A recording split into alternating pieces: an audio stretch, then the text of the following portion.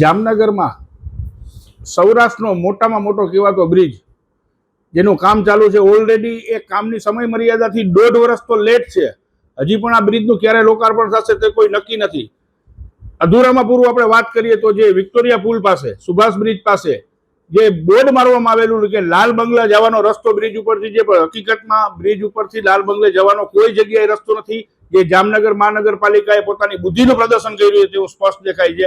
આનાથી બહારગામથી આવતા લોકોને મુશ્કેલી થશે. તાત્કાલિક ધોરણે એ બોર્ડ કાઢી અને એમાં જે જગ્યાના એડ્રેસ છે તે સુધારવા પડે અને જામનગર માટે જે આ સૌરાષ્ટ્રનો મોટા મોટો ઓવરબ્રિજ બની રહ્યો છે તે તાત્કાલિક ધોરણે ચાલુ કરી અને જે લોકોને સુખાકારી માટે લોકોના ટેક્સના પૈસાથી જે બનેલો છે તે તાત્કાલિક ચાલુ કરવામાં આવે. રકમ ટેન્ડરની જે તે સમયે ટેન્ડર કર્યું ત્યારે 197 કરોડ હતી, અત્યારે 223 જેવી કરોડ, એટલે સમજનો કે 30 કરોડ જેવા વધારાનો રકમ ટેન્ડરના કોન્ટ્રાક્ટરોને આપવામાં આવેલું છે.